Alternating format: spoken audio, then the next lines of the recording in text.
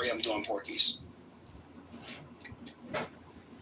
But now he's just, no. The closest thing that other generations would have to Porky's would be the American Pie series. The problem is that American Pie, like, the first movie was gold, and then it was kind of went the way of, like, Police Academy, where it's like the first one's good, and then everything just gets really bad. Porky's was really, really good, but Porky's 2 was equally good. Yeah. Porky's 3 fell off, for sure. But that's because they jumped the shark, but that was fine. You have to. Yeah, at some point it's going to go downhill, but those are the type of movies that I miss. I take issue and umbrage with your Police Academy take. I think you were incorrect. We're going to have a debate. First off, Police Academy 1 and 2 were gold. Now, it did get stupid around 5, I think it was. So I'm not a fan of Bobcat Goldthwait, so the second one just, like, if you... that'll do it. Yeah, that'll do it. Yeah, see, I love Bobcat. I thought he was just... I thought he was awesome, because... Yeah, if you could tolerate him, then it's fine. I always thought of him as, like, a milquetoast version of Sam Kinison. Ooh, yeah. You know what? I never thought about that, but you're right. You're right. Huh. I wonder if Dr. Jordan's done writing his thesis here. Wow, you're so right. Dr. J, are you there? Yeah, I want to know what you've done for your community. I don't think he's with us. What about... Oh, he's here. Well, maybe not. Dr. Jordan, how we working on this Nolan Bushnell thing? Oh yeah, let's do that. You guys familiar with Nolan Bushnell? Nope. I am not, I must admit. He is co-founder of Atari. He is the founder of Chuck E. Cheese. Okay. Yeah. One of my two favorite things. I still have my Atari, and Chuck E. Cheese used to be fire. Yeah, so... Way better than showbiz. Okay, sorry. Yeah, so Nolan Bushnell, when they started Atari, both Steve Wozniak and Steve Jobs worked there, and I'm trying to... He's old now. He's like in his 80s. But I'm trying to get Dr. Jordan to get in touch with... Dr. Jordan's got connections. So, that, like, I was thinking about, like, people that aren't, like, A-list celebrities that you could get on Clubhouse and maybe have a conversation with. And I of all of the people that I think that are accessible for that, I think Nolan Bushnell is probably the most interesting. Indeed. Or Tammy Sitch. I love women. Jesus Christ. Do you guys know who Tammy Sitch is? Sorry, that's my dog. So Tammy Sitch was a diva in WWE, and she came into wrestling with Chris Candido, and then she became very, very popular, and then she got into little, after her WWE career was over, she, just became kind of like a drunk and a drug addict, and she got into a car accident, and it was a DUI, and she's like in jail for that. But I've been writing letters to her. She's in prison, and she hasn't responded yet. But I think Dr. Jordan could sell this. I think we could get her on Clubhouse. That's what I.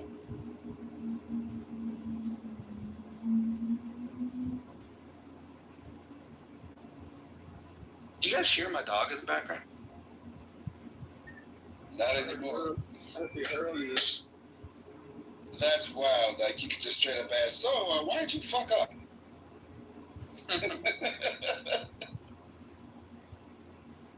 Nah, drinking happens, man. Depression can fuck you up. Or just having to be in the bad mental space. Self-medication. Easier to stay drunk than deal with reality. I mean, her story, though, is she was just a simple, small town girl with big dreams. She happened to be pretty, and then her boyfriend was really athletic, and so he got into pro wrestling.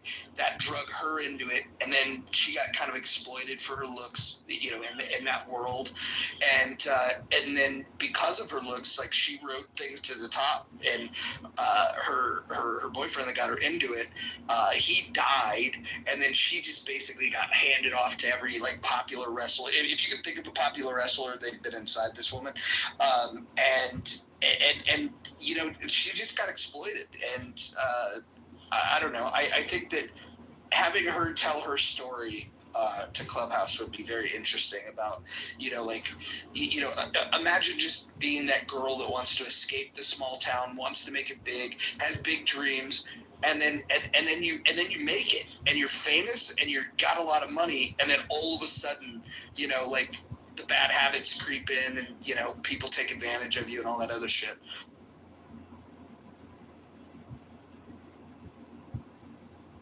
Ooh, what happens when all your dreams come true?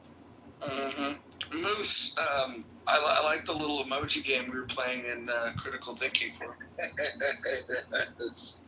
shit was funny as hell. He doesn't get murdered. He represents both sides. I actually like his room a lot. I don't like that he doesn't have the chat on, but I think now with the way that the emojis work, it's actually more fun. Like the one guy that came on mic, I just kept laughing at him, and like that's what got it all started. But yeah, the use of emojis now, the way it's big. Hey, that was me hitting you with the thumbs down after you laughed at the one guy. Well played. I didn't know who it was. I imagine that the hearts that I got was probably from Sarah, because she's trying to make up from last night when I had to kick her out of the room. What she do to get kicked out this time? You know what's funny? She was trying to defend me, but there was an argument, and this guy he was interrupting, but he was like the only person that was representing a different point of view in the room, and he came at me kind of hot, and I could take that, and Sarah used her moderating powers to like just move him down, and I was like, why would you move him down? And then when I figured out like who it was that moved him down, I think she just meant it genuinely to defend me. The problem is that makes me look weak, because here I am as a moderator in a debate with somebody, and then I got a little hot with him, he comes back hot, and then when he comes back hot, he gets moved down. It makes it look like I did it, and like I explained it yesterday, like it's one of the reasons why way back in the day, I used to like to mod all by myself, so that you don't have that, and then if somebody does get moved or removed, there's no mystery of who did it. So I used to like solo modding until Kelly came into my life, and I guess her and I have, you know, probably the thickest skin on this app in terms of dealing with that kind of stuff. So. I haven't heard her know your voice in like so much. What do you mean in her voice? She is the greatest thing that's ever happened to this app. Tell her I said that so she can talk shit. When did you guys have a falling out? I thought you guys liked each other. Right around the time Shia came. Remember you had a talent room, I came over there. I was like, Kelly just kicked me out the room. It was right around that time. Well, you guys will get over it. I think she just hate my voice.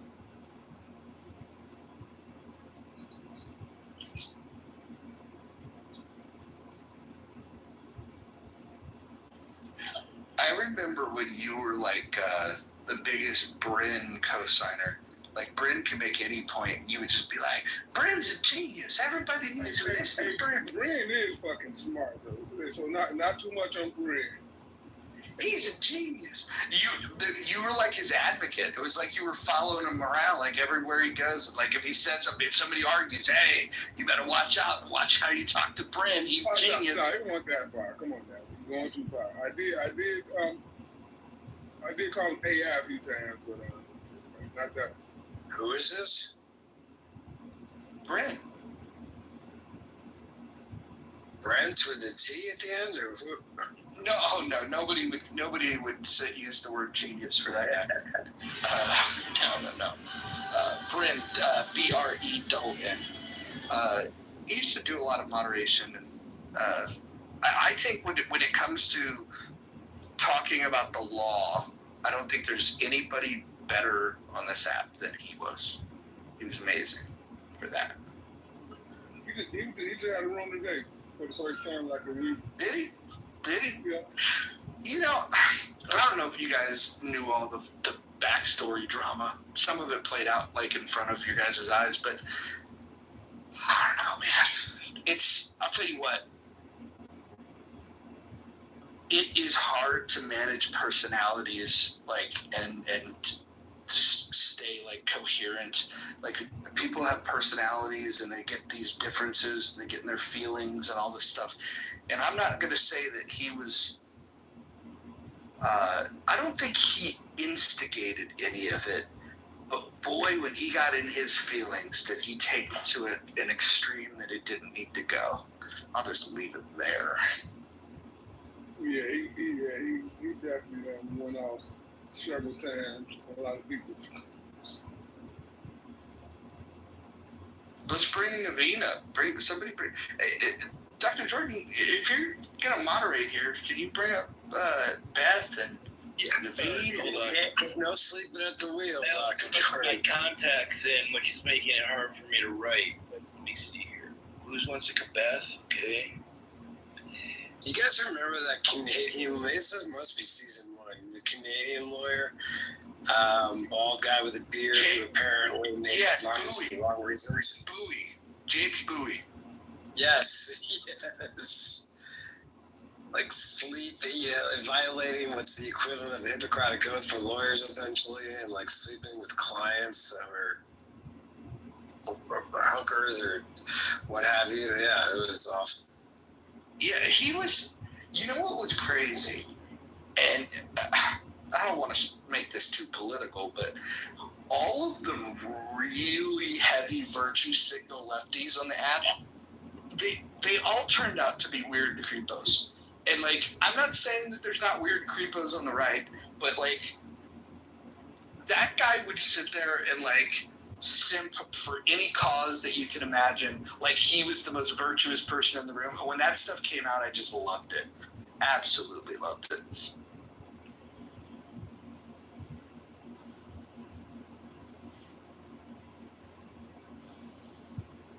Beth, how are you?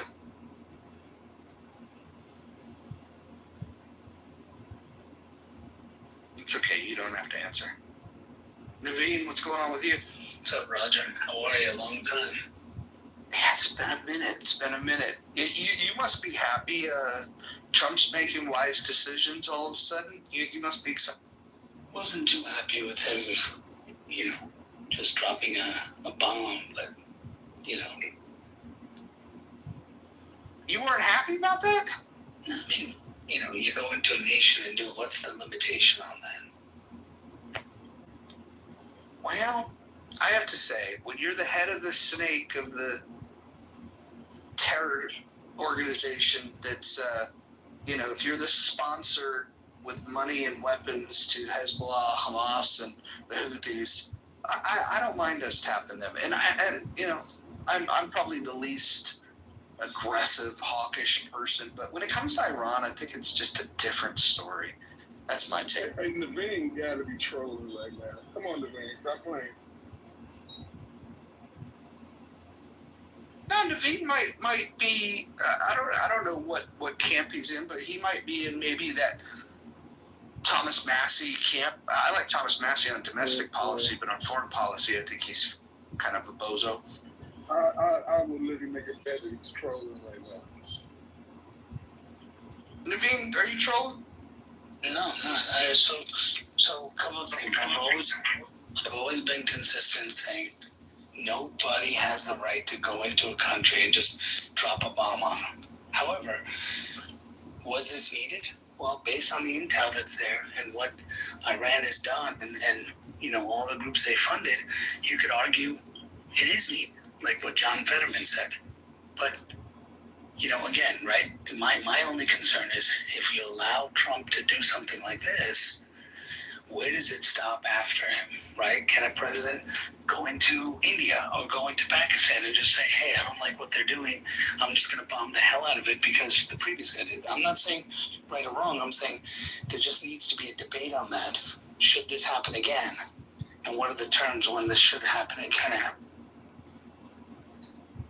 I actually agree with that, Naveen, but let's not forget the key factor is that Israel, the only reason why Trump is the one who did this is because of Israel. True. If Israel didn't soften the punch, he wouldn't have done it. I'll be honest. Because this way, Trump and the U.S. do not look like the aggressor. They're just sort of dust cropping. They're still a drive-by in the neighborhood. But if you look at history, Moose, right? When Iraq and Iran were going at it in war in the was it the late 80s or something, or mid 80s, there was talk where the U.S. was also talking about, hey, let's decimate Iran, because actually the U.S. supported Iraq.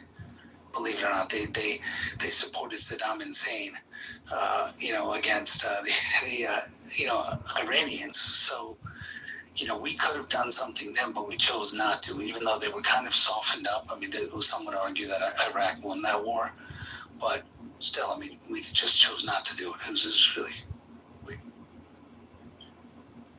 and that would have been the time.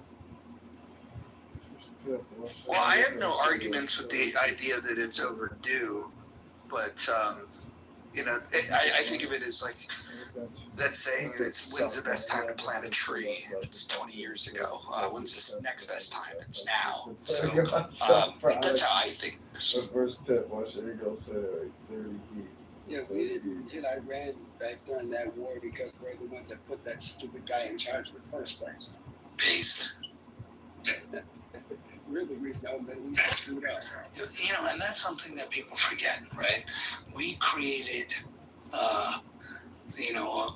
Osama bin Laden. We created, all these people. We helped prop up Saddam Hussein. We helped all these people get where they are, and then we bitch them all later when they're doing. I mean, these are things that are the realistic nature of what's happening in the Middle East. And so, again, that doesn't mean that, Iran has the right to, kill our people over the years. That also doesn't mean that, we have to give, plane full of cash to them, even if it's their money. It doesn't mean we have to give it to them so that they can go fund more terrorists who are going to kill us.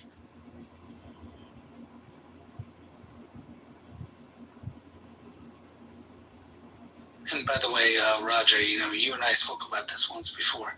The planes full of cash that Osama sent them. There's so many other countries that still have money that's theirs that we have, and we haven't sent them money. But as part of that, nuclear deal, they sent them planes full of cash, which went towards Hezbollah, which you could argue caused January 6th. January 6th, caused October 7th. I'm not a big fan of victim blaming.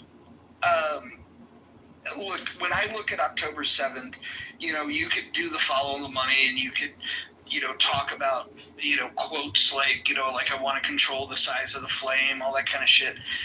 But at the end of the day, it was Iran sponsoring it and providing the weapons, and then Hamas carrying out these things where they literally were targeting civilians. So, I don't know. Someone tried to argue that in a room previously, a couple of days ago, before they removed me from the room, was trying to argue that Iran didn't do anything to provoke this with Israel. And I was trying to give the example you gave, and they said, no, there's no proof that Iran is behind Hamas and Hezbollah and all that stuff.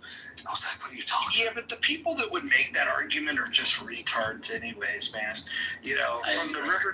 From the river to the sea, and then you ask them, hey, tell me what river, what sea.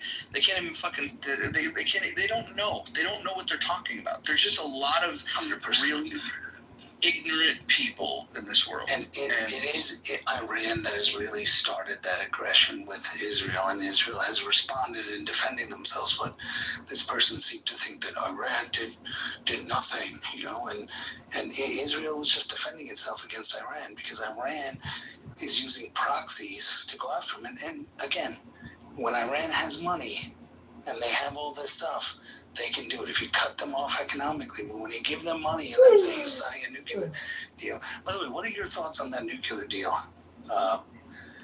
Roger? Was that a mistake of Trump to pull out of that nuclear deal?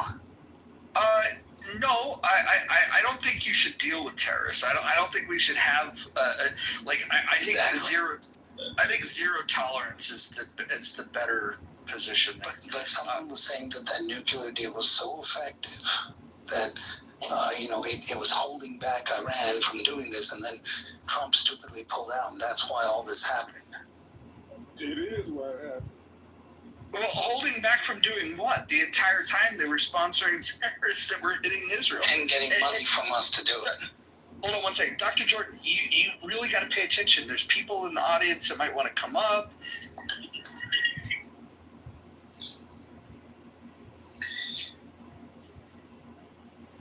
Hello? Hold on, I just put my contacts back in. Who wants to come up? Let me see. Why don't you just mod somebody so you can do your thing and then the room can... No, I don't want to be rude. I'm sorry. Let me bring someone here. Let's see. Bro wants to come up. Let's see. I didn't mean to be rude. I just had my contacts in Slack. Journalist wants to come up. Sorry, I can't hear you. I haven't got my yeah.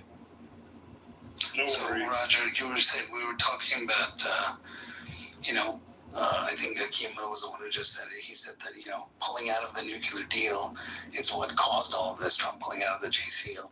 Yeah, I mean, that's just historically inaccurate. Thank you. I mean, there's no truth to that at all. I don't even want to respond to it because it's so stupid. Can I explain? You can try. Go. The reason for the recent attacks that we just saw in the so-called 12-day war was over nukes. The nuclear, it had nothing to do with Hezbollah, the Houthis. That's not the reason why they did a preemptive strike and why Trump bombed the nuclear sites. They bombed it over uranium enrichment. And under the JCPOA, whatever it's called, they was verified that they kept it at 3.67%. which is nowhere near 60%, which is nowhere near 90%. So, if it would have still been at that 3.67, there would have been no need for the preemptive strike or the bombing. And Roger, you and I discussed this previously. First of all, they were hiding stuff in other areas that inspectors didn't review, just like now they're hiding stuff in different areas that no one knows where they are. So what they showed may not have been the actual percentages, and that's actually in the reports that I substantiated previously. But yeah, I also think that we should think about the way that this stuff went down, right? First, Israel took out a lot of targets, took out some high-ranking officials within the IRGC. They also took out a lot of surface-to-air missiles. Well, why would they take out the surface-to-air missiles? You could argue because they wanted to make sure that they had the safe passage, but you could also argue that they were clearing the field so we could do what we did with less risk. I'm in the camp. I think it's more plausible that we knew everything we were going to do, and it's just now is the time to do it. Because here's the thing: you cannot allow Iran to get a nuke. Not with the IRGC being in power. You just can't have that. We North Korea, they got their nuke, and now it limits the options of what we can do. If we decide to go after North Korea because they have the bomb, what we will have to do will be horrific, because essentially everybody in North Korea will die. Everyone.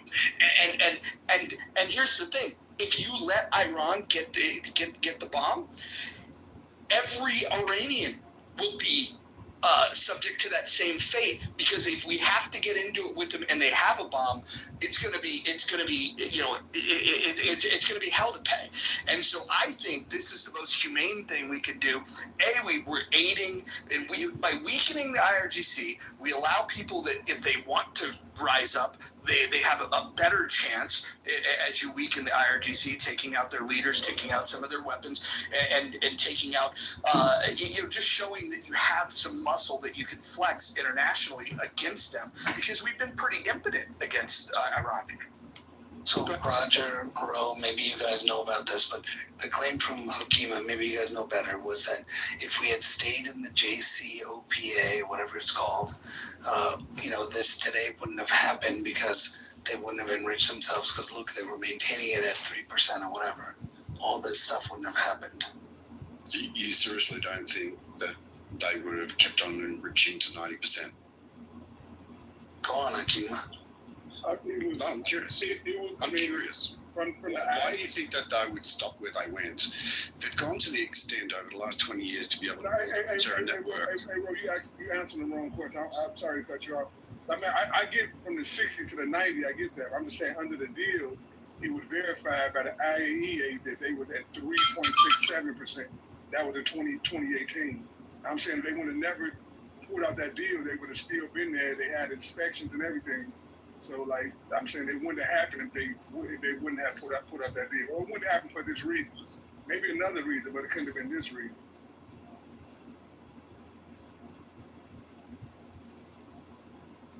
And my claim is that, first of all, these inspectors, and if you read all those reports, they actually say the inspectors claim and they believe that not all the material was inspected, and they substantiated that. So their belief is that the number that was given may not be accurate, because there's other sites that they don't know about. Like, for example, Fordow was deeper than the way it actually is, so they have labs on lower levels, and they have no way of knowing that, because Iran is not a good faith player. But so there's no way to know that, but you believe it. And Naveen, do you believe the story about how they bombed Fordow? Did you hear what Hegseth said? Do you believe that it happened like that? No. That's some bullshit. This fucker said they dropped 6 30,000-pound bombs. The first one knocked the cap off. The other 5 went down a fucking chute, as if they would have a chute from the top to the bottom of the hole. And 5 30-pound bombs is not gonna fucking follow each other down the fucking line. Like, I can't believe you said that shit on TV. Well, no, hold on. I don't believe that it happened the way it is, but yes, 5 bombs like that they're designed to fall in that way. I mean, these are strategic ones. It can happen. Look, I've seen the military trainings where they talk about how to do it and how to execute it properly and how to do this. Like, I've seen it. I haven't seen them actually bomb it, but I've seen the exercise. A shoot. They about to shoot from the top, from the surface level, 300 feet down. How big do you think that's called a bunker buster. That's the special bomb. Why the U.S. needs it. That's what I'm saying. 5 of them can't follow each other down a tiny chute. It's not going to happen. 5 big-ass bombs is not going to follow each other down a fucking chute. Okay, well, anyway, I've seen the training for those things. I have some of my people that work on those kinds of ships and some of those kinds of aircrafts, and who do these kinds of things where you can have missiles and multiple missiles going down different chutes, different tubes, different areas. I mean, it's just incredible what they can do. So I don't think Hakima has watched Star Wars or Maverick, because this has been done. Oh yeah, definitely Hollywood. Hollywood can do it. They dropped 50 of them in a row. But in real life, it's not good. No, it can happen, Akeem, but whether it happened in this case or not, I agree with you. It may not have, but it can happen, and if it's done right, it can be deadly. But if that many was really dropped and the whole thing wasn't decimated, that's a different story.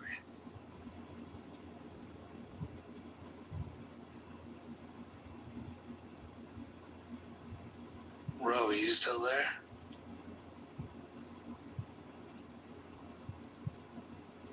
I think he's going to be right back. here's the question. Like, give me a good argument of why we shouldn't prevent the IRGC from getting a bomb. No.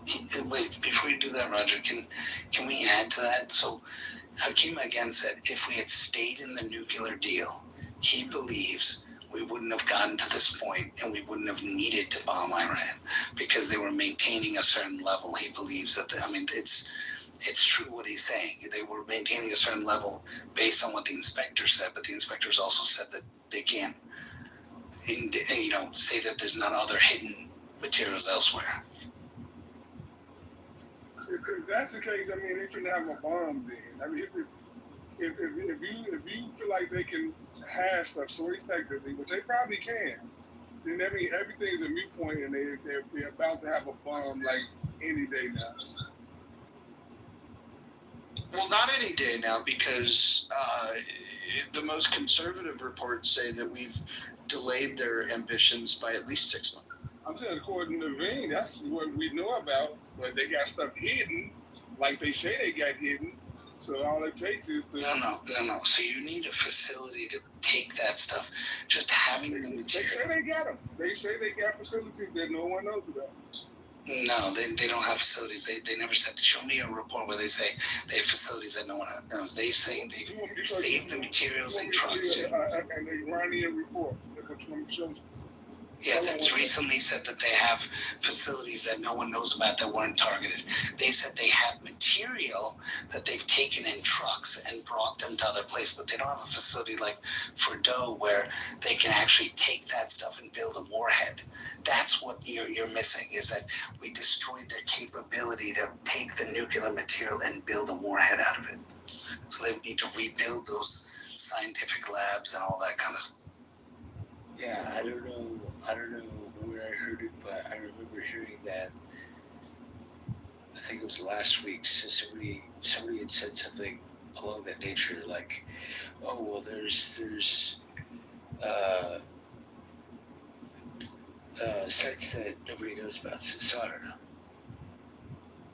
Yeah, I mean, they have material, but they don't have labs where they can actually put it together and put like a warhead together. That's the whole point. That's why they hit these 3 sites, because these are the ones where the satellite activity shows that they were doing this kind of work.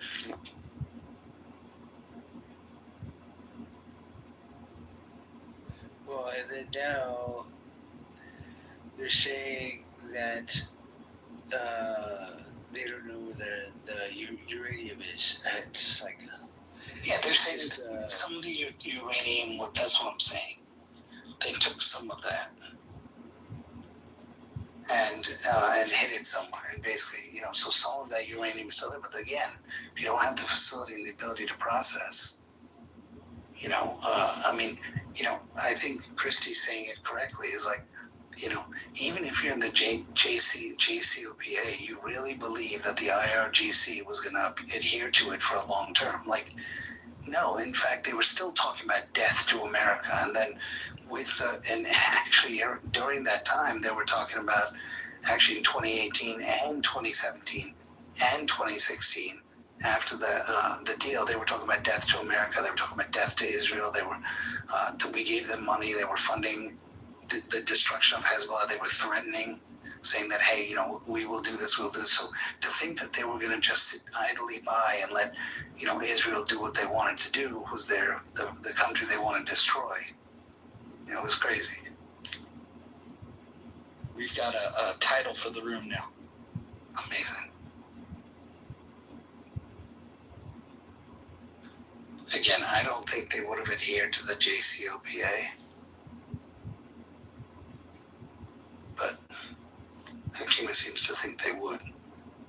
Well, I guess my question for you, Hakima, would be, why do you trust Iran? When I say I trust Iran, I don't trust Iran. I don't trust the American government. I don't trust the Israeli government. Got it. So if you don't trust anybody involved, why would why would the JCPOA be a good idea if you don't trust any of the players? I mean, you gotta have something. Just because I don't trust them, I mean, the government should try to coexist. But I mean, I think they got a right to a nuclear program, and I don't think that I think they got a right to a bomb. I don't think they're gonna use it. I truly in my heart, I think they would just use it just to not get bombed. So that's how I feel about it. Why don't you also mention some of the things you said, like Israel started a lot of this stuff also, Kima? What'd you say? You were talking in the other room the other day, the one you removed me from, about how you felt that Israel started a lot of this stuff. Tell me what I said. I will double down on it. Yeah, you said that you felt Israel started a lot of this aggression.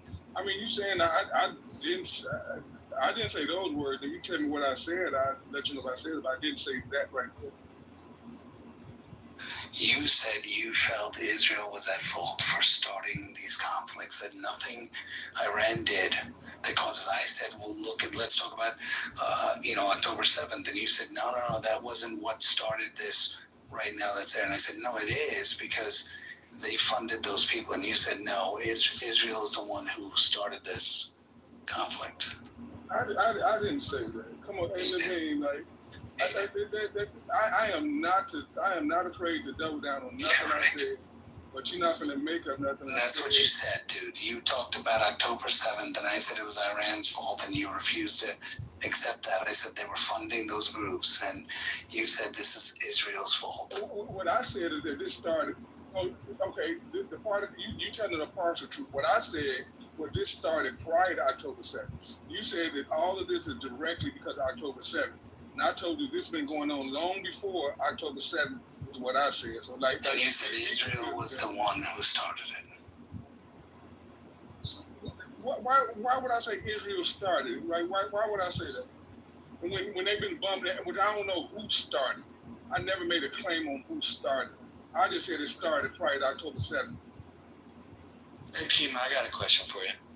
When you look at the conflict, we'll be generous and call it a conflict, between the IRGC and the state of Israel, and all of the belligerent actors that have participated, these terrorist groups, with state funding from the IRGC, do you see a good guy and a bad guy in this? If we were to make this into a Hollywood picture that was filmed, in the 50s or 60s, where we put people on horseback, the good guys are wearing the white hats, the bad guys are wearing the black hats. What color hats would the IRGC and the IDF be? I think they've both been doing some fucked Yeah, up shit. right. Come on, dude. Tell the truth, please. So do you see no difference, or do you see them as equals, or do you see one as worse? No, I would see them as equal, along with the U.S. So you think that there's a moral equivalence between the U.S. and Israel with the terror that Iran has sponsored? You say, do I think it's a moral equivalence? Yeah, I'm trying to figure out if you think that they're all bad. Can you give me an event that you think is as just objectively evil as October 7th was, that was perpetrated by either Israel or the United States? I think what happened since October 7th was objectively equal. I think the preemptive strike that Israel did was objectively equal. See, notice how he said this started before, but then he says that he can't cite anything that happened before October 7th. I mean, come on, now, you want me to give that? So that just proves that you're full of shit. Like, October 7th started this shit. They put aggression. They bombed the fuck out of it. Hold on, hold on, guys. Let's de-escalate this. Hold on, real quick. I want to make sure that Naveen's not talking over you, because I want to be able to hear this. I'm just trying to understand your position. I'm not even going to make the argument. I'll let somebody else do it. Is it true that, like, so when you see that Israel and Iran are exchanging, shots at each other, do you I don't know, put it in your own words. Do you see that there's a good guy or a bad guy, or do you think they're both equally bad? I said already. I think both equally bad. And now walk me through how you arrive at that. I mean, with all the killing that's been going on, from 50, 60, 70 years ago to today, I'm not separating from this part to that part. They've both been, all sides doing a lot of fucked up shit, and I don't think none of them are trying hard enough to come to real peace. I think it's about power and not peace. I completely disagree with you, but you're entitled to your opinion. This is probably where Clubhouse is the most interesting to me, is where somebody can watch these events unfold, and then, like, to me, in my mind, there's a pretty clear cut, oh, those guys are the bad guys, and those guys over there are trying to defend their people and their country. Like, to me, it's pretty clear. I don't see it, I see it very black and white, and I don't see a moral equivalence at all. And in fact, my position is those that can't see the difference are a big part of the problem. Roger, I just want to throw out a piece of thing here, since he cited 50, 60, many years ago. Does anyone, I don't know if he knows this, probably doesn't, but Iran was against the formation of a Jewish state. Does he know that? Do you know that, Akima? You made the assumption that I don't, so we're still good. So do you know that? Okay. Why wouldn't I know something? Okay, so deep knowledge or something. So from that moment, Iran has been talking about destroying the Israeli state. Israel didn't come into existence saying they want to destroy Iran. They said, we just want a place for our people. We want a place called land. So you still believe, though, that both are bad. So one's entire goal is to destroy the other one. And you believe they're both equally bad. Amazing. So you saying that Iran they don't even deserve an opinion. Like you got mad because they said that Israel don't have a right. No. They started working towards destroying the state with terror and bombs and stuff ever since the state came in. Where, it wasn't like Israel said, okay, you know what, we're formed our state, let's send our people into Iran and destroy them. Well, what did they do? Hey, that state was formed, let's destroy them. Let's bomb them. I mean, you could look it up. And so they've been doing it since the beginning, but according to you, they're both equally bad. Amazing. I hear maybe listening to that all the time, so I'm happy to admit it. I hope Jewish people are listening to this, because, it's incredible.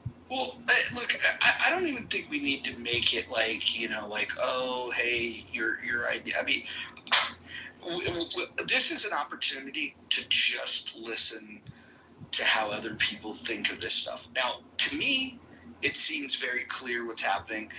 And when people look at it in a different way, I'm just curious, how did you arrive there? Which, because to me, I feel like I've got a decent vision of what has happened and the events that have taken place. Not that I know all the history of the region, but the big moments are pretty well documented, right? And then you don't even have to go back that far, right?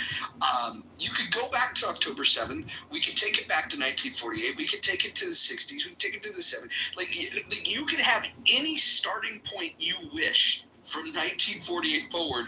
But by the way, if you want to go back even further, you could do that with this conflict. But if you just want to take it from 1948 or even 47 to today in 2025, I can't think of a single instance during that time where Israel was not defending itself against belligerent enemies that want to annihilate their entire existence. So that's why,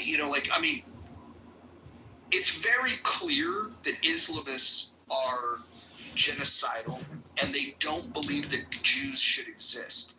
The very chant from the river to the sea means that they don't believe that Jews should live anywhere in the region.